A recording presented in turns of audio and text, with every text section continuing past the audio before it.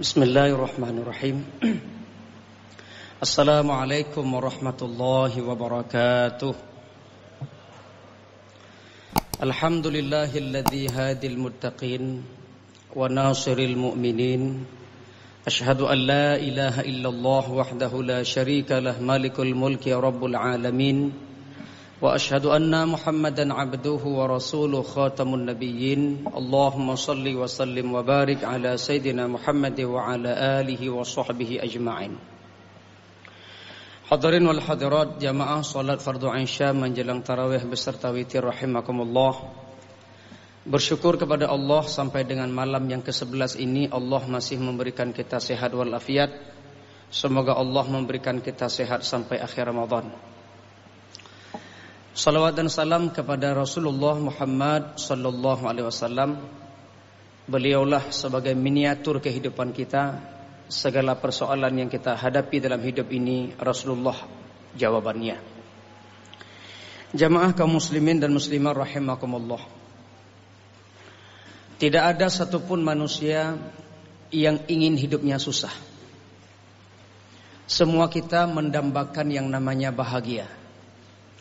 Sehingga minimal kita selesai sholat atau minimal kita 5 kali sehari semalam membaca doa Rabbana atina fid dunya hasanah wa fil akhirati hasanatan wa qina adzabannar. Artinya kita berharap kepada Allah agar Allah memberikan kita bahagia dunia dan akhirat. Rasulullah sallallahu alaihi wasallam memberikan kiat bagaimana mendapatkan kebahagiaan itu. Di dalam satu hadis Rasulullah dari Sa'ad bin Abi Waqqas, Rasulullah bersabda, "Arba'una min sa'adatil mar'i." Ada 4 faktor datangnya kebahagiaan. Ingin bahagia, 4 faktor. Pertama kata Rasulullah, al-mar'atu salihah. Mempunyai istri yang solehah itu kebahagiaan buat suami. Berarti sebaliknya, kalau istri mendapatkan suami yang soleh, istri bahagia. Jadi kunci untuk memberikan bahagia kepada pasangan kita masing-masing adalah soleh dan solehah. Bagaimana istri yang solehah? Suatu hari Fatimah berkata kepada ayahnya, kepada Rasulullah, "Ya Rasulullah, siapakah wanita penghuni surga selain Ummul Mukminin? Siapakah wanita pertama masuk surga selain Ummul Mukminin?" Ummul Mukminin itu kata Rasulullah, Maryam binti Imran, Fatimah binti Rasulullah, Khadijah binti Khuwailid, dan Asiyah istri Fir'aun. Selain itu siapa ya Rasulullah? Fatimah tanya sama Rasul. Rasulullah menjawab, "Putriku, wanita pertama masuk surga selain Ummul Mukminin, dia adalah seorang wanita yang tinggal di pinggir kota Madinah. Namanya Muti'ah." Aisyah penasaran. Fatimah penasaran. Mengapa dia kok bisa masuk surga? Apa kelebihannya? Berangkatlah Fatimah menuju ke rumah Muti'ah di pinggir kota Madinah membawa Hasan sebagai kawan jalan. Sampai di rumah Fatimah ketok pintu, sampai di rumah Muti'ah ketok pintu.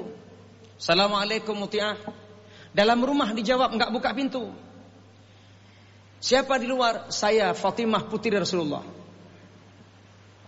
"Ada apa kemari?" "Ayah menyuruh saya datang ke rumahmu." "Kamu dengan siapa pergi?" "Saya bawa anak satu namanya Hasan." Jawab Muti'ah dalam rumah, "Mohon maaf, saya enggak terima tamu. Tapi saya perempuan." "Betul, kamu perempuan Fatimah. Anakmu Hasan itu bukan mahram. Mohon maaf Fatimah, pulang." Itu istri solehah, Pak. Padahal anak kecil laki-laki enggak boleh masuk, enggak minta izin suami. Istri kita datang orang bikin tabung gas, masuk. Udah puilup. Tidak boleh pulang. Pulang, Fatimah janji, Muti'ah tolong minta izin sama suamimu nanti malam, besok saya balik lagi. Balik lagi Fatimah, bawa Hasan Hussein. Dua-dua dibawa. Assalamualaikum Muti'ah, waalaikumsalam. Siapa? Saya putri Rasulullah balik lagi. Itu siapa? Ini anak saya. Mohon maaf, saya minta izin Hasan, kenapa bawa Hussein? Pulang. Sedikit aja, Sansen, nggak boleh masuk. Hari ketiga balik lagi, nggak bawa semua. Takut habi damang, mudhiroh naibah. Masuk. Begitu masuk langsung ke ruang makan, ke dalam rumah. Ternyata di atas meja sudah teratur makanan. Penampilan Muti'ah begitu wangi dan baju cantik. Ditanya, kenapa begitu? Saya menanti kedatangan suami saya pulang. Ini kok ada handuk untuk mandi. Ini nanti kalau suami saya pulang saya kasih handuk untuk dia mandi. Ini kok ada kayu. Ini kayu untuk saya kasih kepada suami saya. Bila dalam hari-hari saya menyinggung perasaannya, ada kata-kata yang melukai hatinya, saya kasih cambuk untuk mencambuk saya. Patamita inong lagayan. Menyemurupuk laganya inong cukup bahagia. Tapi nyukalan wajah-wajah haron hukalan lagi hana bahagia apa. Wajah-wajah yang tidak bahagia. Ustaz kayak mana? Sama, saya juga sama, Pak. Jadi ternyata kebahagiaan itu datang dari istri yang solehah, dari suami yang soleh, muncul kebahagiaan. Yang kedua, faktor bahagia itu datang dari mana? Wal maskanul wasi', rumah yang luas. Rumah yang luas akan datang bahagia. Karena kenapa? Bisa kita layani tamu dari keluarga istri, tamu dari keluarga suami, tidur begitu nyaman, kamar ber-AC, spring bed, bahagia rasanya bisa melayani tamu. Itu bagi mereka yang dermawan. Tapi menyeurang yang create rumah luas pun rasanya susah. Seorang wanita mengadu kepada Rasulullah, ya Rasulullah, saya benci dengan suami saya. Kenapa? Dia selalu bawa tamu. Saya capek ya Rasul, capek masak, capek ngepel, capek melayani tamu. Tiap hari pulang suami, tiap hari bawa tamu. Saya benci sama suami saya. Kalau begitu pulang, besok saya datang ke rumahmu. Rasulullah datang ke rumahnya, dilayani, dikasih makan. Selesai Rasulullah dilayani, pulang. Diantar di pintu. Begitu Rasulullah pulang, di mata wanita ini, Rasulullah keluar rumah ikut binatang-binatang berbisa. Ula diikut, harimau ikut, semua ikut. Ditanya, ya Rasulullah, kenapa engkau tinggalkan rumah saya, ikut binatang buas dari rumah saya? Rasul menjawab, tamu yang datang ke rumahmu, dia keluar sama dengan keluar membawa penyakit. Jadi segan-segan, jangan segan-segan mengundang tamu ke rumah kita. Dia keluar seiring membawa penyakit dalam rumah kita. Yang ketiga, faktor datangnya bahagia adalah wal jarus salih, tetangga yang baik. Muka belakang kiri kanan ada tetangga yang baik, insya Allah bahagia. Tapi kalau dengan tetangga kita tidak baik, begitu jumpa saling buang muka, jihbah muka dan nyobah muka. Lagi nyapu saling lihat paling wajah, beban. Keluar mobil sama-sama keluar mobil, nggak ada yang mengalah, beban. Akhirnya salah satu pasti kena stroke, Pak. Beban. Tapi kalau ada tetangga yang senang, bahagia, nyaman bersama tetangga, muncul kebahagiaan batin. Tetangga saya ada juga ustadz yang akhlaknya tidak baik. Bagaimana saya hadapi? Hadapilah keburukan dengan kedamaian. Jangan balas keburukan dengan keburukan. Jika ada tetangga yang tidak baik, Rasulullah mengajarkan sepotong doa. Allahumma inni a'udzubika min jarisu. Ya Allah, saya berlindung kepadamu dari keburukan tetangga. Fi daril maqami, di tempat saya tinggal. Fa inna jarat dunya yatahawwalu, karena sesungguhnya tetangga di dunia selalu berganti-ganti. Jadi balas keburukan tetangga dengan doa. Saya nggak bisa bahasa Arab Ustaz, boleh berdoa dengan bahasa Indonesia. Tapi biar berdoanya jangan gede-gede, cukup dengar sendiri. Sir, jangan ambil pula mikrofon. Ya Allah, saya berlindung kepadamu dari keburukan tetangga. Yang teh, nyan. Nyai rumah orang. Cukup dengar sendiri. 3. Yang keempat, yang mendatangkan kebahagiaan adalah wal markabul hani, kendaraan yang nyaman. Kalau kita punya kendaraan yang nyaman, bahagia. Nyaman kendaraan tidak harus kendaraan tahun tinggi. Untuk apa kendaraan tahun tinggi kalau oli nggak ganti piston macet, Pak? Biarlah Astuti, yang penting servis dijaga, nyaman kemana-mana.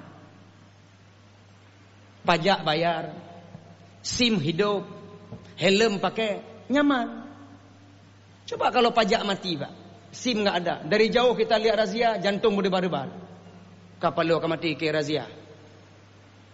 Razia, takut kita, berdebar-debar, nggak nyaman. Dari jauh kita lihat mau baju mengkilat-kilat, ya Allah razia. Begitu dekat, rupanya tukang parkir.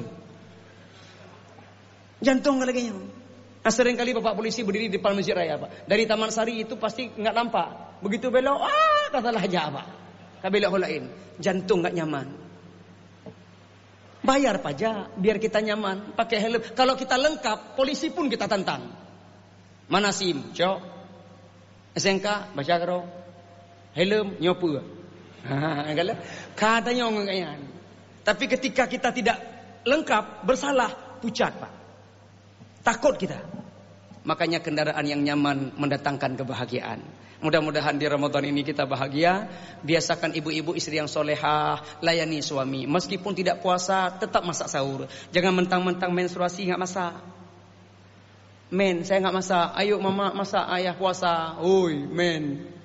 Nggak bisa begitu. Bangun masak untuk suami. Temani suami makan meskipun dia nggak puasa. Temani suami makan. Mama nggak makan, ngapain makan? Kan mama nggak puasa. Ayah aja makan terus. Mama kemana? Tidurlah, jangan sia-siakan waktu. Jadi ayah makan dengan siapa? Dapegah abang sendok. Dok makan yuk. Itu sendok kamu mau laju. Makan, temani suami. Meskipun nggak puasa, menu berbuka hidang kepada suami. Masak kepada suami pun, siapa tahu malam itu datang Lailatul Qadar, ibu-ibu dapat doa malaikat hatta salamun hiya hatta matla'il fajr. Itulah kunci kebahagiaan. Insyaallah kita akan selalu bahagia dalam hidup ini, dunia dan akhirat. Terima kasih. Al-haqqu min rabbika wa la takunanna minal mumtarin. Assalamualaikum warahmatullahi wabarakatuh.